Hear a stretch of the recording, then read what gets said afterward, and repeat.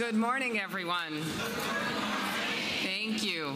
My name is Alicia DeCoudreau, and I am the president of Mills College.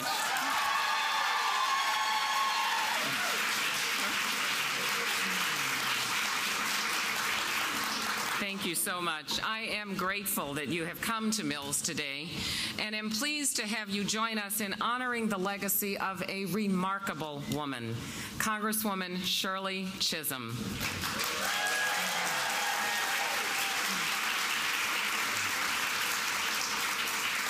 What a historic way to celebrate the beginning of Black History Month by paying homage to someone who was the first African-American woman elected to Congress, the first major party Black candidate for President of the United States,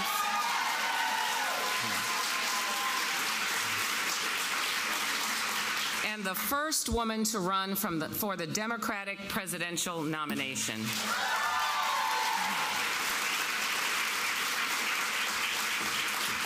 Here at Mills, we are particularly indebted to Shirley Chisholm because she inspired our esteemed alumna, Congresswoman Barbara Lee.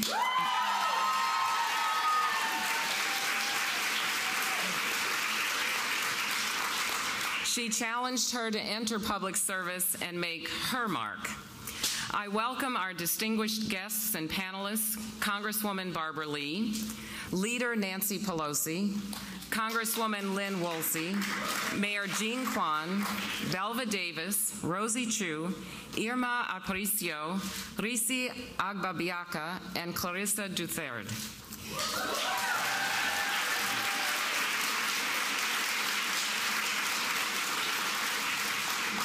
Before we begin our program this morning, I would like to say just a few words about Mills College. For more than 162 years, Mills has been a leader in advancing women's education and women in society. I'm so glad our students are all pumped up this morning. The oldest women's college west of the Rockies, Mills was founded in 1852, which was 2 years after California was admitted to statehood, and the same year the city of Oakland was established. As an independent liberal arts college for women, with graduate programs for women and men, at Mills we are cultivating the next generation of thoughtful, powerful students committed to creating positive change locally, regionally, and globally. We are providing women with access to education of the highest caliber and helping them to overcome the social barriers that exclude women from educational and career opportunities. Thanks to continued vigilance and a deep commitment to its mission, Mills has flourished, while many other women's colleges have seen difficult times and altered their focus. Mills is one of the most diverse liberal arts colleges in the country. We work to help students overcome obstacles that might impede their access to a rewarding education. President Obama recently held a White House forum asking colleges to commit to provide access to higher education for low-income students. At Mills, we have a strong and successful track record in this regard. Let me tell you just a little bit about our population. 46% of Mills undergraduates are students of color.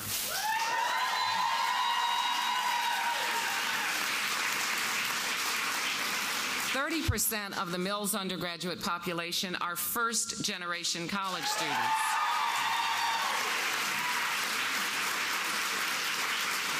And 16% of these students are what we call resumers, 23 years of age or older.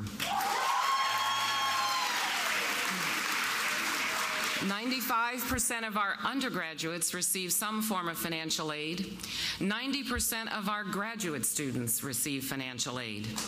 And 51% of Mills undergraduates are Pell Grant recipients. And I am very proud to say that the graduation rate of Pell-eligible students at Mills is 79%.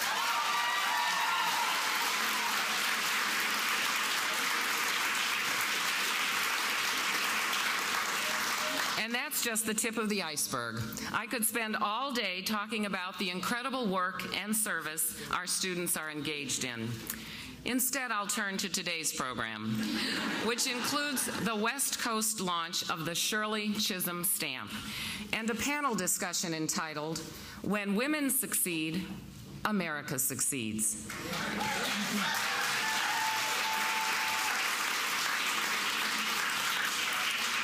That title resonates very well at Mills. We pride ourselves on equipping our students with the necessary tools for their success.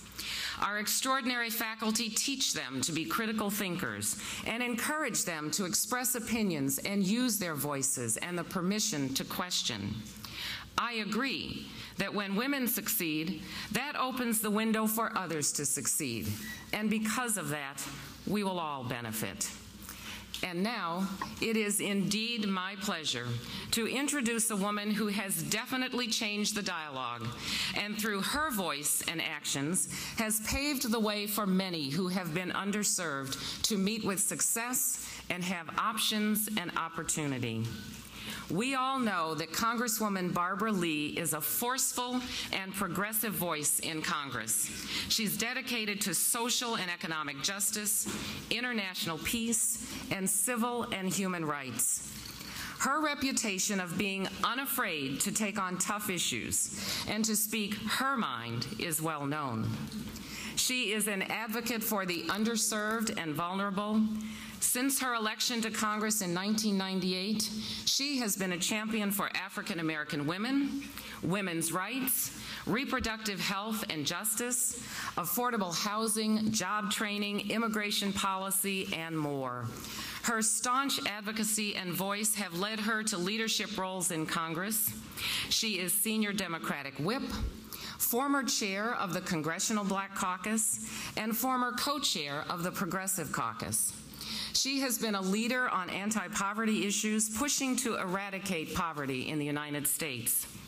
She serves as the chair of the Democratic Whip's Task Force on Poverty, Income Inequality, and Opportunity, co-chair of the Congressional Black Caucus Poverty and the Economy Task Force, and founding co-chair of the Congressional Out of Poverty Caucus. In 2013, President Barack Obama appointed her to be the United States Congress's representative to the United Nations.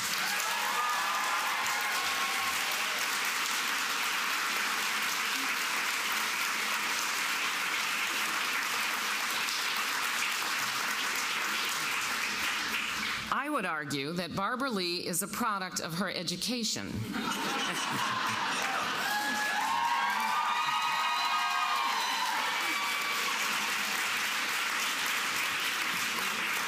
I would venture to say that she found her voice at Mills College.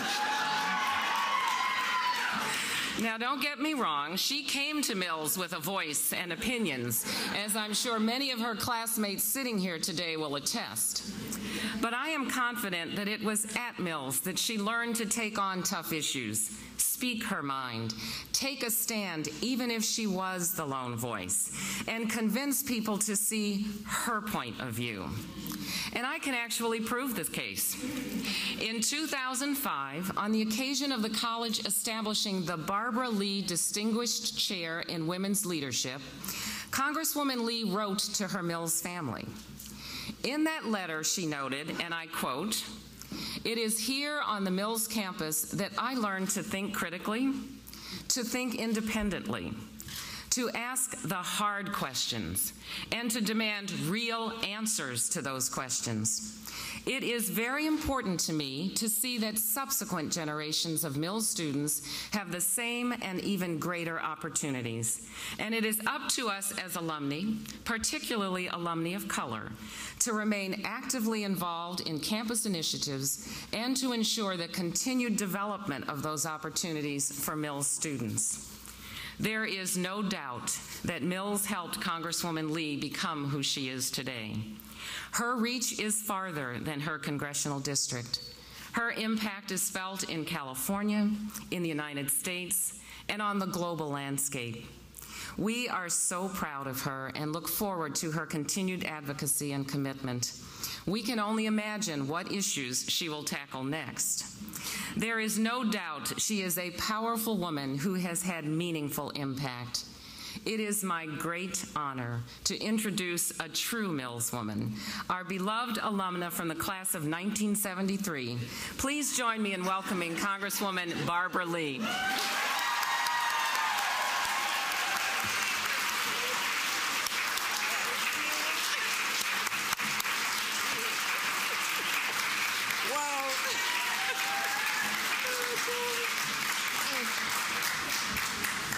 Boy, let me just say to our great president of my alma mater, this great institution, Dr. DeCudjo, thank you so much for that warm and generous introduction, but thank you for your tremendous leadership. I tell you, Mills College is now leading the 21st century in education for women, and I do thank you for your continued and tremendous leadership. Give your president, my president, our president, a round of applause. Thank you so much.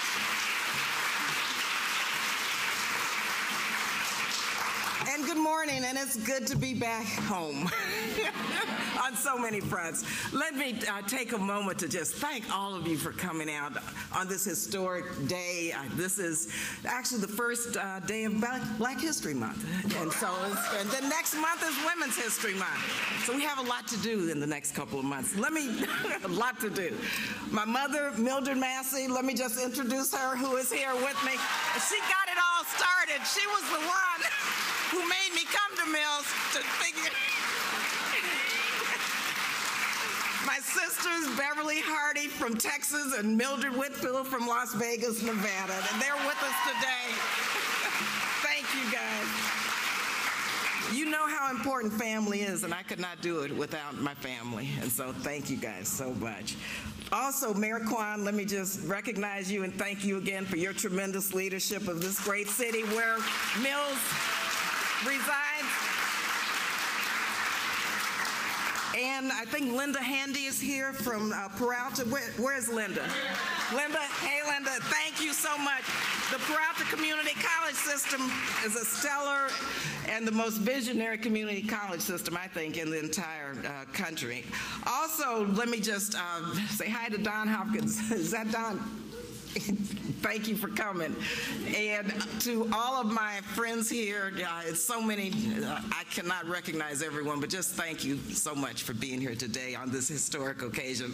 A couple of things I'd just like to mention before we unveil the stand. Well, Shirley Chisholm, as you know, I met her here at Mills. I was taking a class by Dr. Fran Mullins.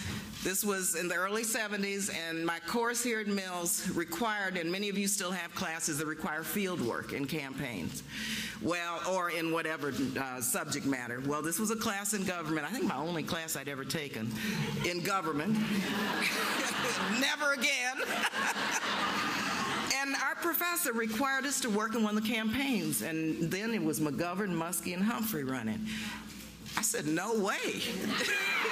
Said they don't reflect. Now here I'm at Mills, right, on public assistance, food stamps. Lynn Woolsey, my dear sister, got me to start talking about this, and she's going to share her story later.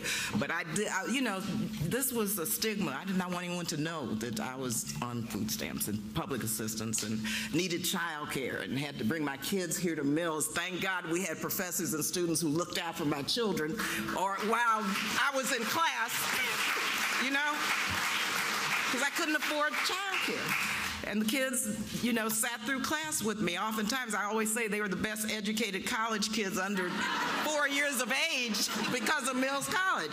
So all the issues we're dealing with today, when women succeed, America succeeds, I got it early on. And so these candidates, to me, didn't reflect what I thought was real for women, especially for women who were trying to make it, trying to get their college education, trying to make a life for their family. So I told my professor I would just flunk. Now, you know, I never flunked a class here at Mills before, ever. I've never flunked a class. I was ready to flunk that class. Then, during that period, I was president of the Black Student Union. I was president, very active active in the community but had never registered to vote, worked with the Black Panther Party, helping them put together their school and all the, community issues, but wasn't registered to vote and didn't believe in politics because of all the issues you know so well. But as president of the Black Student Union, invited the first African-American woman elected to Congress here to speak to us at Mills College. I thought that would be kind of a cool event to have. So Shirley Chisholm came, she accepted our invitation, and she spoke, and she said she was running for president. I said, huh? You? How can you run for president? And she said, let me tell you, right here on this campus, she talked about immigrant rights, she talked about affordable child care, she talked about ending the war in Vietnam, she talked about poverty, she talked about sexism and racism and economic equity for women, she talked about economic equity for domestic workers in terms of fair wages.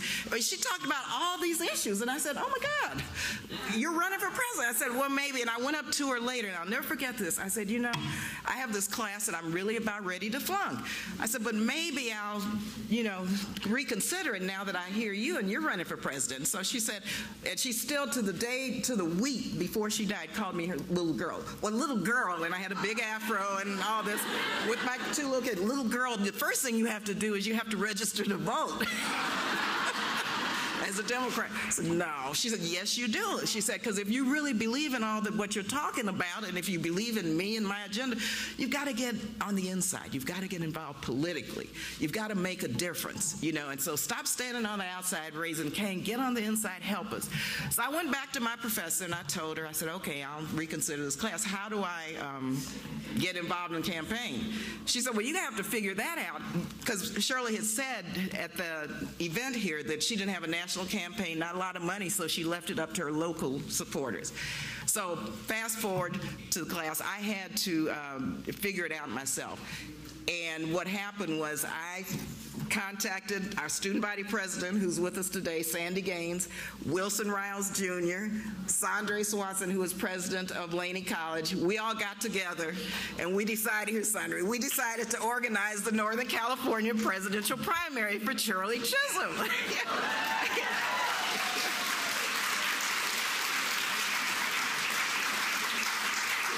And actually, Sandre tried to get me to put up curtains in the at the windows at the campaign headquarters. He ended up putting them up himself.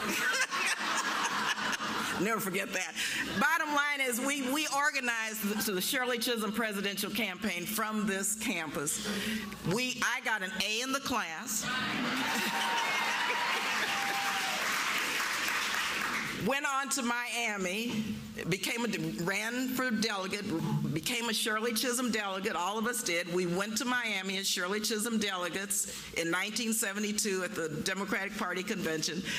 Shirley Chisholm writes about this in her book, so if you don't have it, get it. It's called The Good Fight. She writes, I think it's chapter 6, the last primary. So she talks about Mills College and all of us and what we did to make sure that she had that presence, that voice in Northern California. And like I say, we took 10% of the vote. So I say that and share that story because this is an important story for young people and for people who really feel like, that, this government and the system and politics has no relevance. How do we get involved? What do we do? Well, I think Mills College and what we did as students then is still very relevant and applicable today because we have a lot of work to do. To make sure that when women succeed, America succeeds.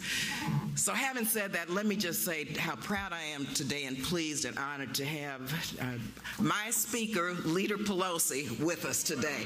Now, I've got to say,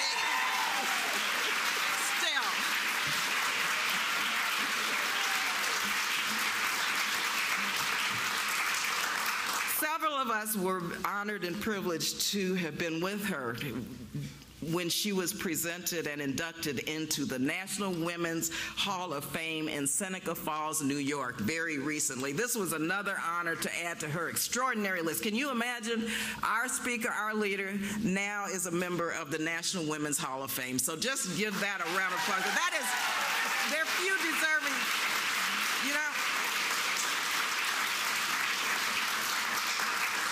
Now, Nancy, she has really broken the marble ceiling of the United States Capitol also as the first woman to serve as Speaker of the House.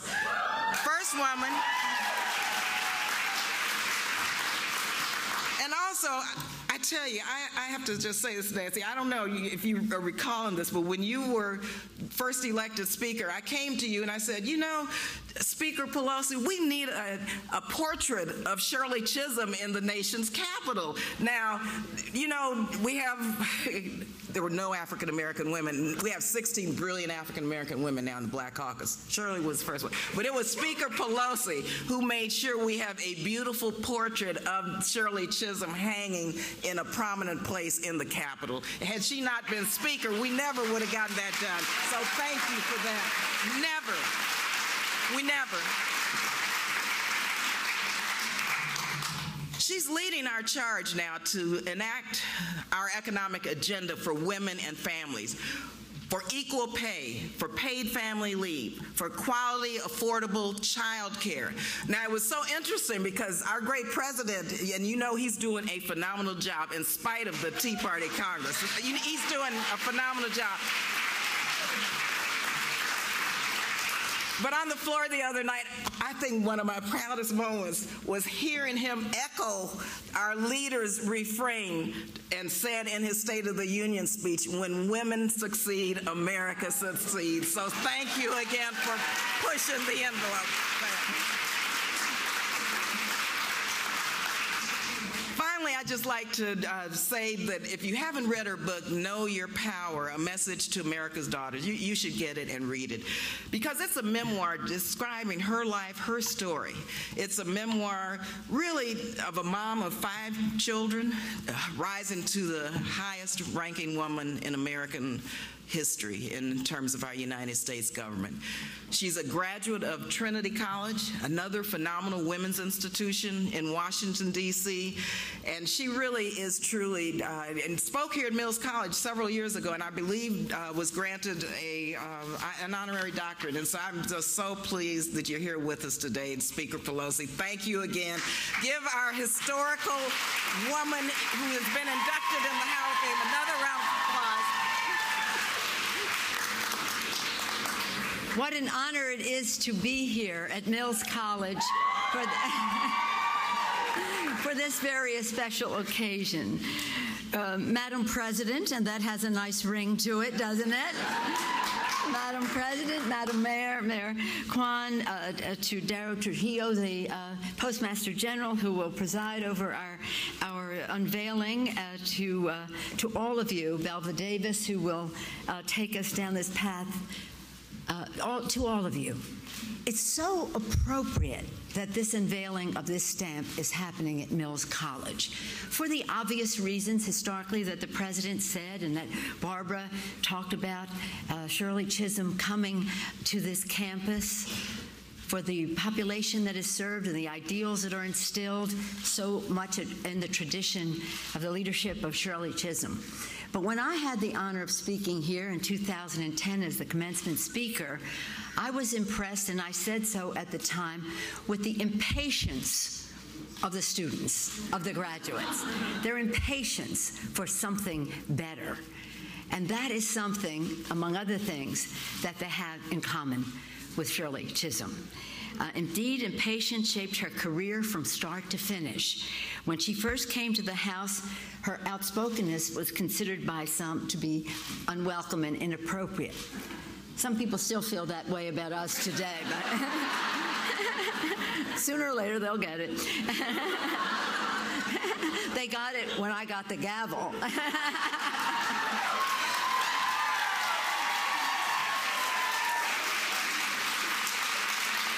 But Shirley, Congresswoman Chisholm said of that time, I have no intention of just sitting quietly and observing. I intend to focus attention on the nation's problems. And indeed she did, with the impatience of Shirley Chisholm, with the impatience of the graduates of Mills College.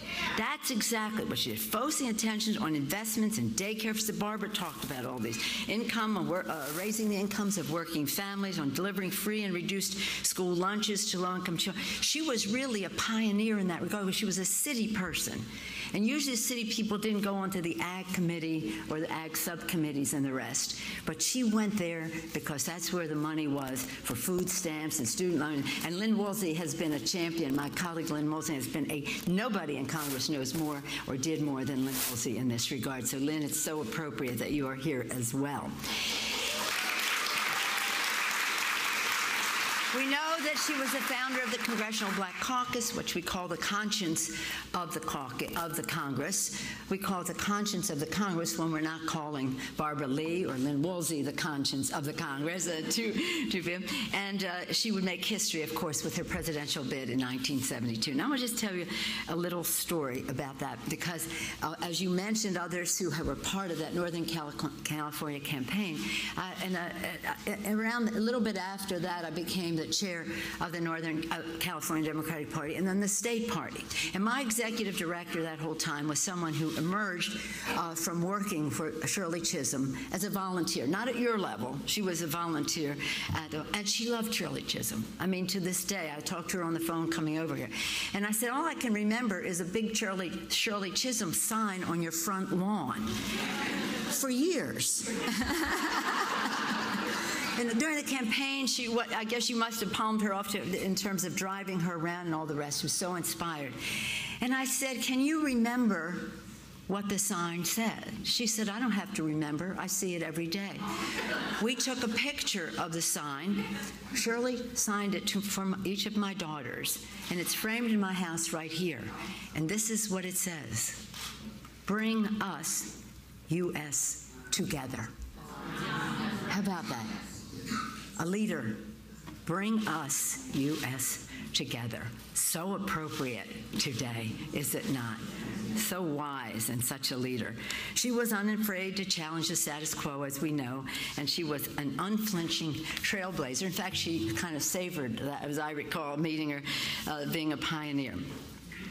Years later, well, obviously before she passed away, she defined how she wanted to be remembered. She said, I want history to remember me not just as the first black woman to be elected to Congress, not as the first black woman to have made a bid for the presidency of the United States, but as a black woman who lived in the 20th century and dared to be herself. And this is the important part. I want to be remembered as a catalyst for change in America.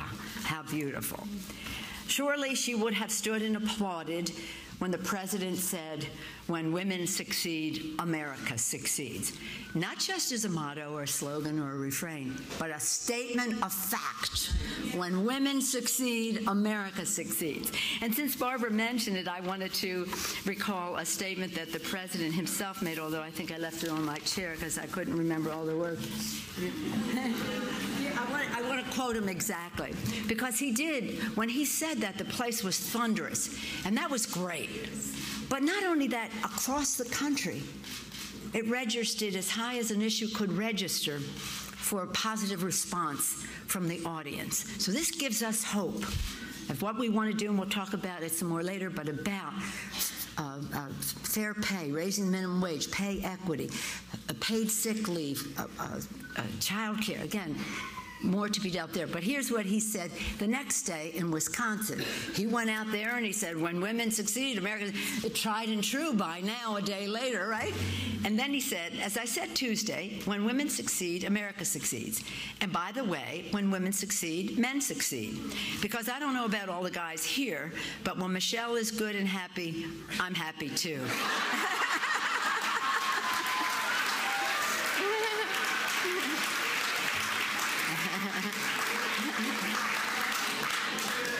Shirley Chisholm made history. Not only that, she made progress. And she said she wanted to be known as a catalyst for change.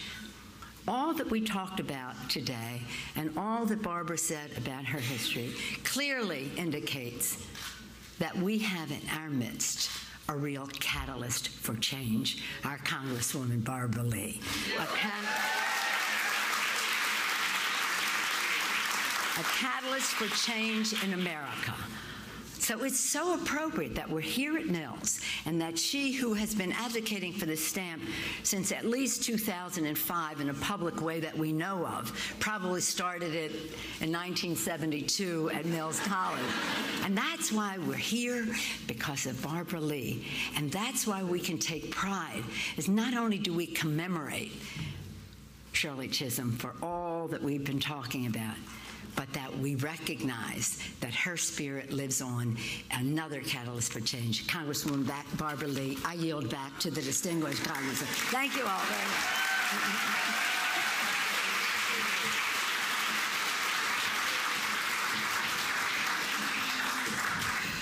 Well, our leader mentioned we had been working on this for years. Yes, it was an uphill battle, but that's one thing about women. We're determined. I can remember when we first started, 4 years into it, then the Postal Service told me, well, you know, sorry, but she has to be dead for 10 years. I said, why didn't you tell me that when we started this effort? So we started all over again. So this has not been easy. It's been very interesting, to say the least. But I've had Lynn's support, Leader Pelosi's support, the support in a bipartisan way of our House in getting this stamp done. And I have to tell you one small story before I bring the Postmaster General up. I called Shirley Chisholm. We did a resolution honoring Shirley years ago. She was still alive. I was on the floor, put forth the resolution, and it was on suspension. It was honoring her legacy. No one had ever done this. I thought it was time we do this. And she was on the phone in the cloakroom. I kept running back and forth telling her what was going on. Nobody was on the floor, naturally, first night back. But I said, you remember suspensions, people are coming back in town. She was concerned that there were no Republicans there to speak, because Shirley Chisholm was one member who worked very closely with the Republicans in a bipartisan way. She was very practical as a politician. Connie Morella was on the floor. Connie Morella, a phenomenal Republican woman from Maryland, came to the floor and spoke. She knew Shirley. And so I said, well, Connie's here, she's talking, and she says, but Barbara, it's gotten to be so partisan, and it wasn't like that when I was here. Do Democrats, Republicans, both? I'm saying, yes. I said, this was on the consent calendar. We're going to pass it. So what happened was she was elated that we were doing this, but she was so disturbed that there were no Republicans down there. I said, what am I going to do? How am I going to convince this woman the Republicans still remember her and that we can work together on a few issues? So I decided at the last minute, I went over to the Republican side. I said, look, I know it's on suspension and we don't need a recorded vote, but I'd like to have a recorded vote on this.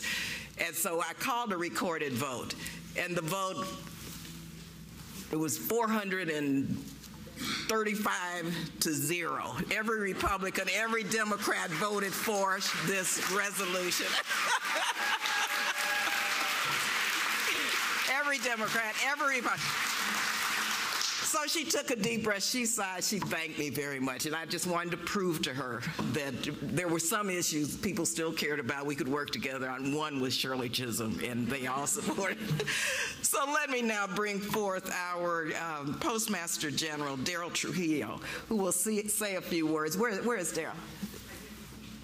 Oh, come on up, and thank you so much, and thank you for your service. Postal Service oftentimes is under attack, but you've done a phenomenal job here in our region, so thank you very much, Daryl. Thank you. Good morning. Good morning. Thank you, Congresswoman Lee, for your kind introduction. I thank you all for joining us today at this event. I'm very proud and honored to be able to share the stage with such prominent and distinguished guests. And the theme, when women succeed, America succeeds.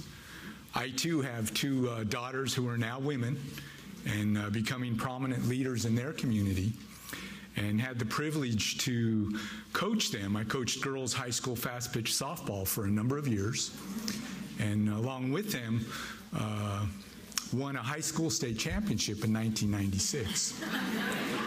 And I can tell you, in the business world today, a lot of things are done in teams, so team dynamics is a very critical role to lead to success. This is a proud day for the Postal Service, for the people of this community, and the people everywhere as we gather to honor a great American. Since 1893, the US Postal Service has issued limited edition stamps as a way to honor prominent people, places, and events of contemporary American life. And today, we carry on that proud tradition. When you think of the indelible postmark on the U.S. mail, it is a permanent record on time, date, and place that the mail entered the mail stream. It only happens once, and only once in a lifetime does someone leave an indelible mark on our country, a mark that can be measured by the legacy left behind.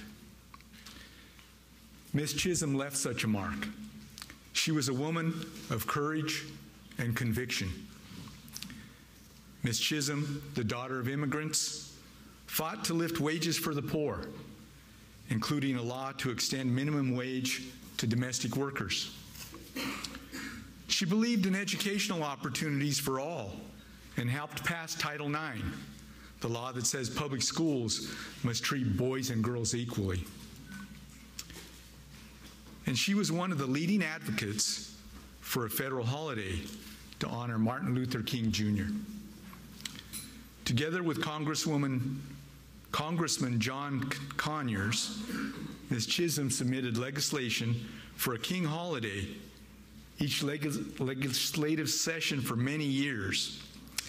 In 1983, the year she left office, President Reagan signed the bill into law. We can also measure Shirley Chisholm's legacy by talking about all of her firsts. She was elected to Congress in 1968, becoming the first African-American woman to serve in the House. Since then, some 30 African-American women have followed in her footsteps, including 16 who serve today.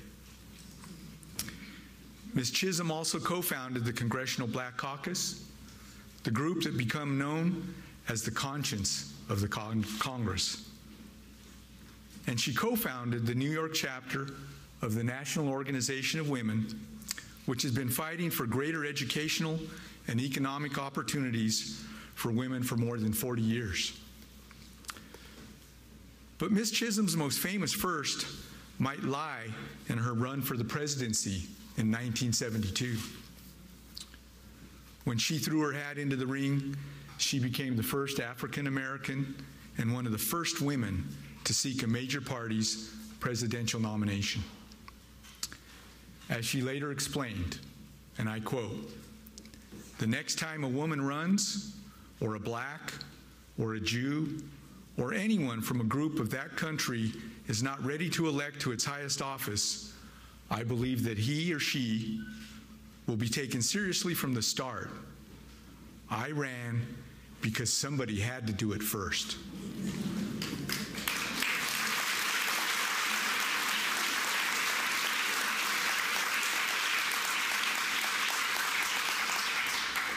Ms. Chisholm was willing to become a pioneer because she understood the power of symbols. That's why it's so fitting to honor her with her own postage stamp, the most iconic American symbol there is.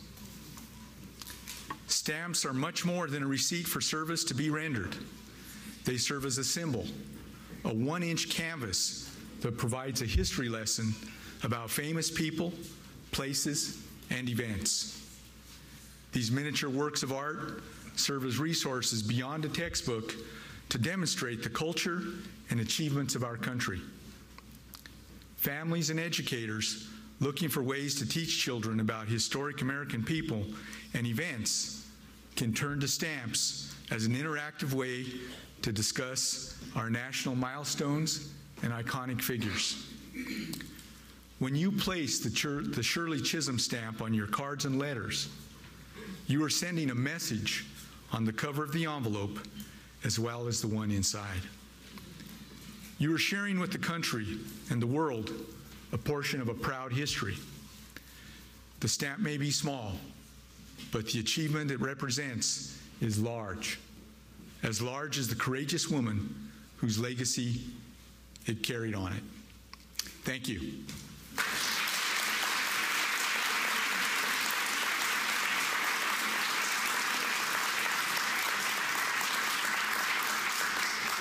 I'd also like to remind everyone that we have stamps and commemorative items for sale today before you leave.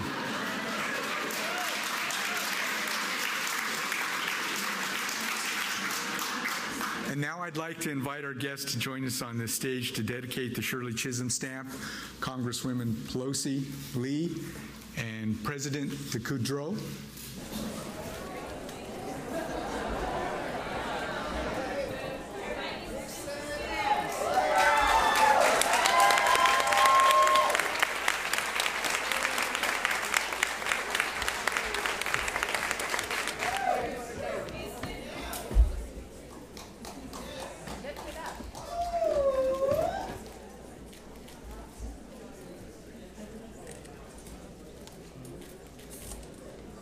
Very clear and very profound historical account of Congresswoman Shirley Chisholm's life and legacy.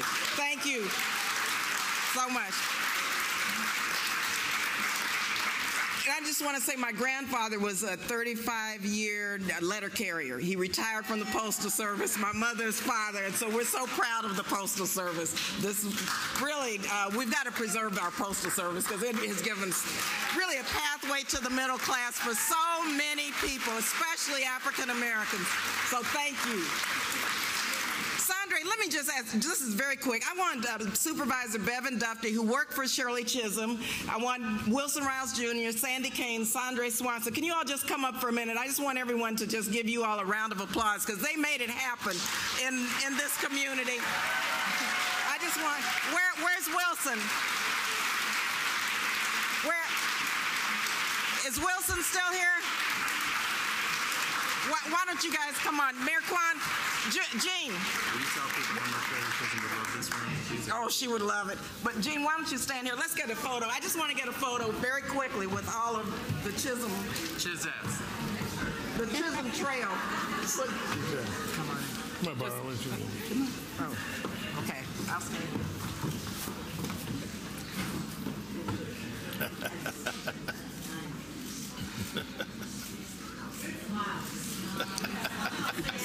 Miss C would love this room. You are her people, okay? She would love this room. She would be so happy to be here. Okay, thank you. When we were in Florida in 1972, and as we were young people campaigning for Shirley Chisholm, and we had the audacity to believe an African American could be president.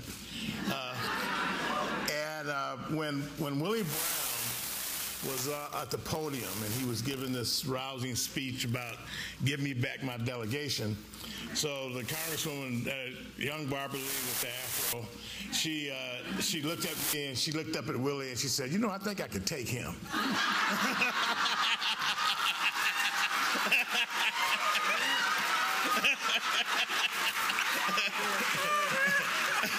I had to tell you that story. She was feisty then, she's feisty now. Thank you all.